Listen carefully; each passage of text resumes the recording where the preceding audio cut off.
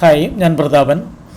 ഈ വീഡിയോയിൽ MS എക്സലിൻ്റെ മറ്റൊരു കമാൻഡ് ഫിൽറ്ററിനെ കുറിച്ചാണ് എക്സ്പ്ലെയിൻ ചെയ്യുന്നത്. എക്സലിൽ രണ്ട് ടൈപ്പിലുള്ള ഫിൽറ്ററുകൾ ലഭ്യമാണ്. നോർമലായിട്ടുള്ള ഒരു ഫിൽറ്റർ കമാൻഡുണ്ട്, അതേപോലെ തന്നെ അഡ്വാൻസ്ഡ് ആയിട്ടുള്ള ഫിൽറ്ററുണ്ട്. ലേറ്റസ്റ്റ് ആയിട്ടുള്ള എക്സലിൻ്റെ പതിപ്പുകൾ ഉപയോഗിക്കപ്പെടുന്നവരാണെങ്കിൽ ഈ പറയുന്ന കമാൻഡിൻ്റെ ചെറിയ വ്യത്യാസങ്ങൾ മാത്രമേ നമുക്ക് കാണാൻ കഴിയത്തുള്ളൂ. അഡ്വാൻസ് ഫിൽറ്ററിൽ നമ്മൾക്ക് ഫിൽറ്റർ ചെയ്തെടുക്കുന്ന ഇൻഫോർമേഷൻസിനെ മറ്റൊരു ഭാഗത്തേക്ക് വേർതിരിച്ച് തരാനും അതുപോലെ തന്നെ നമ്മൾ പറയുന്ന പർട്ടിക്കുലർ കണ്ടീഷനെ ബേസ്ഡ് ആയിട്ട് വേർതിരിക്കാൻ കഴിയുന്നു എന്നുള്ളതാണ് അഡ്വാൻസ് ഫിൽറ്ററിലുള്ളത്. എന്നാൽ ഫിൽറ്ററിൽ ഉള്ള ഒരു ഡ്രോബാക്ക് എന്ന് വെച്ചാൽ നമുക്ക് ഫിൽറ്റർ ചെയ്യപ്പെടുന്ന ഇൻഫോർമേഷൻസിനെ തയ്യാറാക്കിയ ആ സ്റ്റേറ്റ്മെൻറ്റുകളിൽ തന്നെയാണ് നമുക്ക് ഫിൽറ്റർ ചെയ്ത് റിസൾട്ട് വരുന്നത്. അഡ്വാൻസ് ഫിൽറ്ററിൽ നമുക്ക് മറ്റൊരു ഭാഗത്തേക്ക് നമുക്ക് ഫിൽറ്റർ ചെയ്ത് എടുക്കാൻ കഴിയുമെന്നുള്ളതാണ്. ഫിൽറ്റർ എന്താണെന്ന് ചോദിച്ചു കഴിഞ്ഞാൽ നമ്മൾ തയ്യാറാക്കപ്പെട്ട ഇൻഫർമേഷൻസുകളിൽ നിന്ന് നമ്മൾ പറയപ്പെടുന്ന കണ്ടീഷൻസിനെ ബേസ് ചെയ്തിട്ട് നമ്മൾ എന്താണോ ഉദ്ദേശിക്കുന്നത്, നമ്മൾക്ക് വേണ്ടുന്ന ഇൻഫർമേഷൻസ് പൂർണ്ണമായിട്ടും ചിലപക്ഷെങ്കിൽ ചില ഘട്ടങ്ങളിൽ നമ്മൾക്ക് ആവശ്യമില്ല. ഏതെങ്കിലും ഒരു കണ്ടീഷൻ ബേസ്ഡ് ആയിട്ടുള്ള ഒരു ഇൻഫർമേഷനെ കണ്ടീഷൻ ബേസ്ഡ് ആയിട്ട് മാത്രം നമ്മൾക്ക് ഇൻഫർമേഷൻസിനെ വേർതിരിക്കപ്പെടേണ്ടി വരുന്നുണ്ടാവാം. എക്സാമ്പിളായിട്ടിപ്പോൾ നമ്മൾ കുട്ടികളുടെ മാർക്ക് ലിസ്റ്റ് തയ്യാറാക്കിയതിൽ ഒരു നിശ്ചിത മാർക്കിന് മുകളിൽ കിട്ടിയവരുടെ ഒരു ലിസ്റ്റ് തയ്യാറാക്കപ്പെടേണ്ടി വരിക, അങ്ങനെയുള്ള സന്ദർഭങ്ങളിലൊക്കെ നമ്മൾക്ക് ഉപയോഗിക്കപ്പെടാൻ സഹായിക്കുന്ന ഒരു കമാൻഡാണ് ഫിൽറ്റർ എന്ന് പറയുന്നത്. എക്സലിൻ്റെ പുതിയ പതിപ്പുകൾ ഉപയോഗിക്കുന്നവരെ സംബന്ധിച്ച് ഫിൽറ്റർ ടൂൾ ബാറിനകത്ത് നമുക്ക് ലഭ്യമാണ്. അതേപോലെ തന്നെ ഡേറ്റ മെനുവിലാണ് ഫിൽറ്ററിനെ നമുക്ക് കാണാൻ കഴിയുന്നത്. വളരെ ഈസി മെത്തേഡിൽ നമുക്ക് പെട്ടെന്ന് ഫിൽറ്റർ ചെയ്ത് ആ തയ്യാറാക്കിയ സ്റ്റേറ്റ്മെൻറ്റിൽ തന്നെ നമുക്ക് ലിസ്റ്റ് ചെയ്യിക്കണമെന്നുണ്ടെങ്കിൽ നോർമൽ ഫിൽറ്റർ എന്ന് പറയുന്ന കമാൻഡിനെ ഉപയോഗിക്കാം. അതെല്ലാം നമുക്ക് ഒരു കണ്ടീഷൻ പറഞ്ഞു കൊടുത്ത് കണ്ടീഷനെ ഒരു സെപ്പറേറ്റ് ഏരിയയിൽ മെൻഷൻ ചെയ്തതിന് ശേഷം വേർതിരിക്കപ്പെടേണ്ട ഇൻഫർമേഷൻസ് വേർതിരിച്ച് മറ്റൊരു ഭാഗത്തേക്ക് മാറ്റി കിട്ടണമെന്നുണ്ടെങ്കിൽ അഡ്വാൻസ് ഫിൽറ്റർ ആയിട്ടുള്ള കമാൻഡാണ് നിങ്ങൾ ഉപയോഗിക്കേണ്ടത്. എൻ്റെ വീഡിയോ ഇഷ്ടപ്പെട്ടാൽ ലൈക്ക് ചെയ്യാൻ മറക്കരുത്. അതേപോലെ നിങ്ങൾക്ക് എന്തെങ്കിലും സംശയങ്ങളോ നിർദ്ദേശങ്ങളോ ഉണ്ടെങ്കിൽ കമൻ്റായിട്ട് രേഖപ്പെടുത്തുക.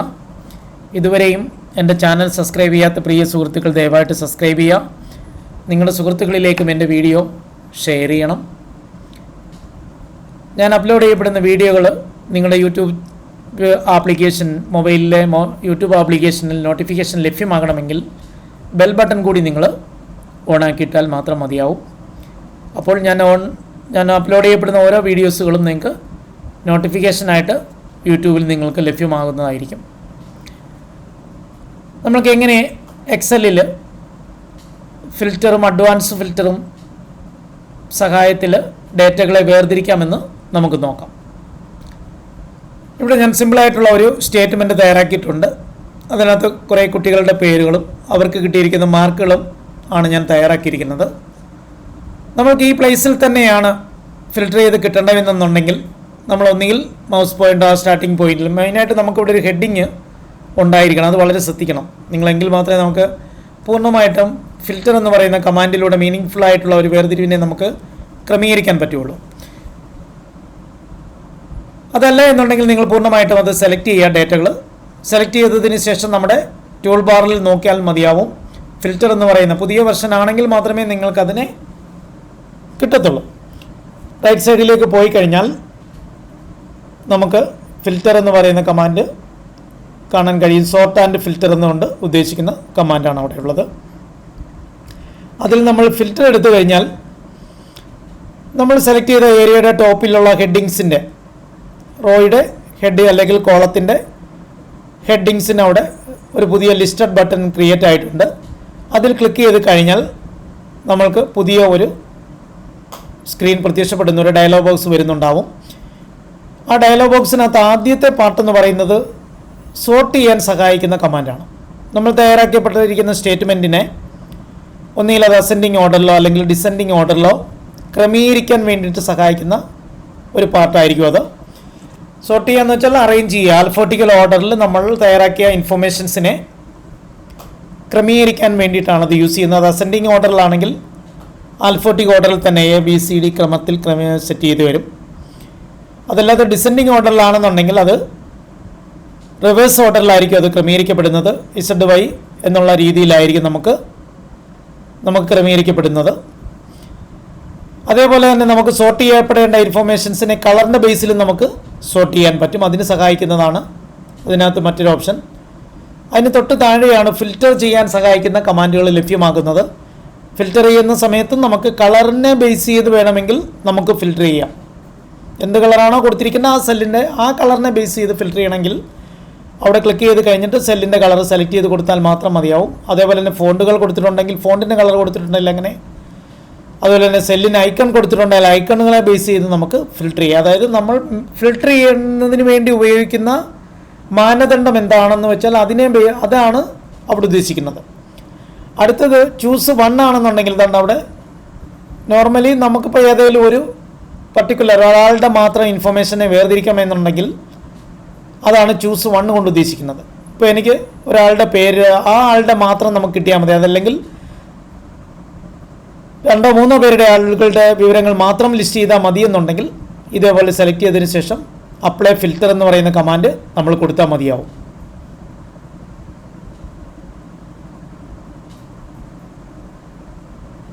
സെലക്ട് ആൾ ബട്ടണിൽ ക്ലിക്ക് ചെയ്യുകയാണെന്നുണ്ടെങ്കിൽ എല്ലാം സെലക്ട് ചെയ്യും. അതിനുശേഷം നമ്മൾ ഫിൽറ്റർ കമാൻഡ് യൂസ് ചെയ്താൽ മതി. അത് 2 മാത്രം നമുക്ക് ലിസ്റ്റ് ചെയ്യുന്നത് കാണാൻ കഴിയും. എന്നാൽ ഒരു പർട്ടിക്കുലർ കണ്ടീഷനെ ബേസ് ചെയ്തിട്ട് നമുക്ക് എടുക്കേണ്ടി വരുന്ന സന്ദർഭത്തിൽ ഇതിനകത്ത് തന്നെ നമുക്ക് അതിൻ്റെ ഓപ്ഷൻ ഉണ്ട്. ചൂസ് 1 എന്ന് പറയുന്ന ഭാഗത്ത് തന്നെ ക്ലിക്ക് ചെയ്തതിന് ശേഷം നമുക്കവിടെ പറഞ്ഞു കൊടുക്കാൻ കഴിയും ഏതാണോ വേണ്ടുന്നത്. നമുക്കിപ്പം ഈ പർട്ടിക്കുലർ കോളത്തിനകത്തുള്ള വിവരങ്ങളെ മാത്രമാണ് നമ്മൾ ഫിൽറ്റർ ചെയ്തത്. എന്നാൽ നമ്മൾക്ക് വേണ്ടുന്നത് മാർക്കിൻ്റെ ബേസ്ഡ് ആയിട്ടാണ് ഫിൽറ്റർ ചെയ്യേണ്ടതെന്നുണ്ടെങ്കിൽ മാർക്കെന്ന് പറയുന്ന ഭാഗത്തുള്ള ബട്ടണിൽ ക്ലിക്ക് ചെയ്യുക. ക്ലിക്ക് ചെയ്തതിന് ശേഷം നമുക്ക് കണ്ടീഷൻ ഉണ്ടെങ്കിൽ കണ്ടീഷൻ പറയുക. Greater than or equal to എന്ന് പറയുന്ന ഒരു കണ്ടീഷൻ ബേസ്ഡ് ആയിട്ട് നമുക്കത് കണ്ടെത്തണം. അതിനുശേഷം അതിന് വരുന്ന മറ്റൊരു കോളത്തിനകത്ത് അതിൻ്റെ വാല്യൂ പറയുക. Greater than or equal to എന്ന് പറയുന്ന ഇത് എത്രയാണ് വാല്യൂ എന്നുള്ളത് മെൻഷൻ ചെയ്യുക.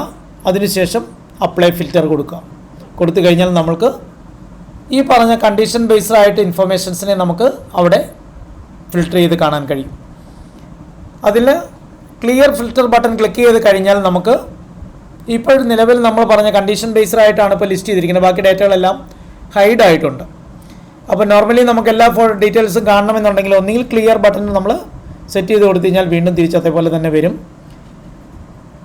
ഇത് ക്ലോസ് ചെയ്തതിന് ശേഷം നമുക്ക് ഫിൽറ്റർ എന്ന് പറയുന്ന ഈ കമാൻഡ് ആവശ്യമില്ല എന്നുണ്ടെങ്കിൽ വീണ്ടും നമ്മൾ ഫിൽറ്ററിൽ പോവുക. ഫിൽറ്റർ എന്ന് പറയുന്ന ഓപ്ഷൻ ഓഫ് ചെയ്യുക. രണ്ടാമത്തെ ഫിൽറ്റർ എന്ന് പറയുന്നത് അഡ്വാൻസ്ഡ് ഫിൽറ്ററാണ്. നമ്മൾക്ക് തയ്യാറാക്കപ്പെട്ട സ്റ്റേറ്റ്മെൻറ്റുകളിൽ നിന്ന് വേർതിരിക്കപ്പെടുന്ന ഇൻഫർമേഷൻസിനെ മറ്റൊരു ഭാഗത്തേക്ക് നമുക്ക് അതിൻ്റെ കോപ്പിയായിട്ട് നമുക്ക് ലഭ്യമാകണമെന്നുണ്ടെങ്കിൽ അതിന് സഹായിക്കുന്ന കമാൻഡാണ് അഡ്വാൻസ് ഫിൽറ്റർ. നോർമലി നമുക്ക് ഈ ടൂൾ ബാറിനകത്ത് ലഭ്യമല്ല. അതിന് പകരം നമ്മൾ ഡേറ്റ മെനുവിൽ ക്ലിക്ക് ചെയ്യുക. അവിടെ നമുക്ക് അഡ്വാൻസ് ഫിൽറ്റർ എന്ന് പറയുന്ന ഒരു കമാൻഡ് കാണാൻ കഴിയും. അതിൽ ക്ലിക്ക് ചെയ്യുക. ക്ലിക്ക് ചെയ്യുന്ന സമയത്ത് നമുക്ക് ലഭ്യമാകുന്ന പുതിയ ഡയലോഗ് ബോക്സിനകത്ത് 2 കാര്യങ്ങൾ ചോദിക്കുന്നുണ്ട്. നമുക്ക് filter the list in place. നമുക്ക് വേണ്ടുന്ന ഫിൽറ്റർ ചെയ്ത് വരുന്ന ഇൻഫർമേഷൻസിനെ ഈ സെലക്ട് ചെയ്തിരിക്കുന്ന ഭാഗത്ത് തന്നെ ലഭ്യമാകണമെങ്കിൽ അത് സെലക്ട് ചെയ്യുക. അതല്ല നമുക്കിതിന് സെപ്പറേറ്റ് ആയിട്ട് വേർതിരിച്ച് മാറ്റിയെടുക്കണമെന്നുണ്ടെങ്കിൽ കോപ്പി ടു അനദർ ലൊക്കേഷൻ പറയുക. എങ്കിൽ മാത്രമേ മറ്റൊരു ഭാഗത്തേക്ക് ഇതിനെ മാറ്റിയെടുക്കാൻ സഹായിക്കുന്ന പുതിയ കോളം ലഭ്യമാകത്തുള്ളൂ.